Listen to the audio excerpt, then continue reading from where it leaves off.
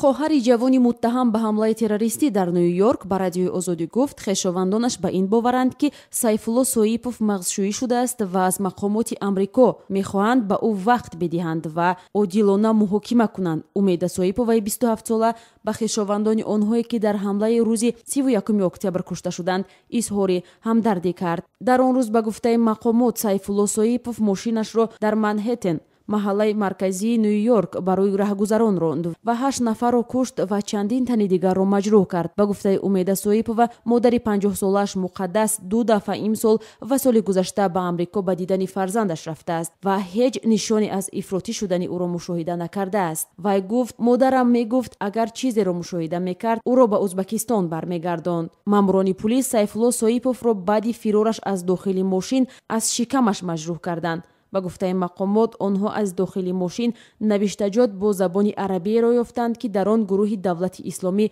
وصف شده است. به گفته شاهدان سیفالله هنگام فرار از صحنه حمله الله اکبر صدا میکرد. بعد حمله اعضای القاعده به نیویورک در سال 2001 حمله سویپوف مرگبارترین حمله به این شهر بزرگ آمریکا به حساب می رود. در آن سال افراطگرایان 2 هواپیما را به بنای مرکز تجارتی جهانی کوبیدند و بیشتر از 2600 نفر را کشتند. به گفته دادستانها سویپوف هوادار گروه دولت اسلامی بوده است و از کاری که کرده است حسیاتی خوب داشته است. به قول مفتشان او حتی خواسته است که در اتاقش در بیمارستان پرچم گروه دولت اسلامی را آویزند. گروه دولت اسلامی روز 3 نوامبر از طریق یک هفته‌نامه این گروه در اینترنت گفت که یکی از سربازان دولت اسلامی به چند صلیب در کوچه در نیویورک حمله کرد. گروه دولت اسلامی سیفالله سویپوف را سرباز مخالفت نامیده است. امید سویپوف که تلفنی از ازبکستان با رادیو آزادی صحبت میکرد گفت ما نمیدونیم کی او را مغزشویی کرده است. ما از شرایط او آگاه نبودیم. ما نمیدونیم شاید بخشی از گروه شده باشد. امید سویپوف در ادامه صحبتش گفت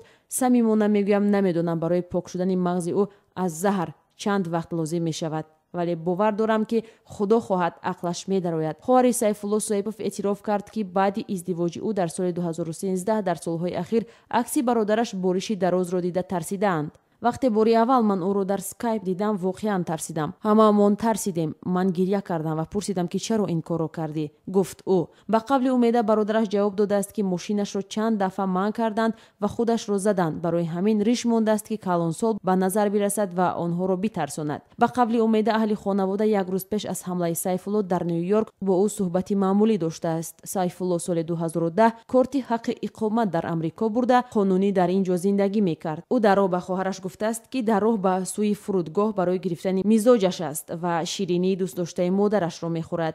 شریپوف در 6 ماه گذشته در نیوجرسی به حیث راننده شرکت اوبر کار میکرده است. امید سویپوف میگوید آماده است به آمریکا برود و با برادرش صحبت کند که چه چیزی او را به خشونت طلع داد. عین زمان او در شفاخانه در منهتن معالجه میگیرد.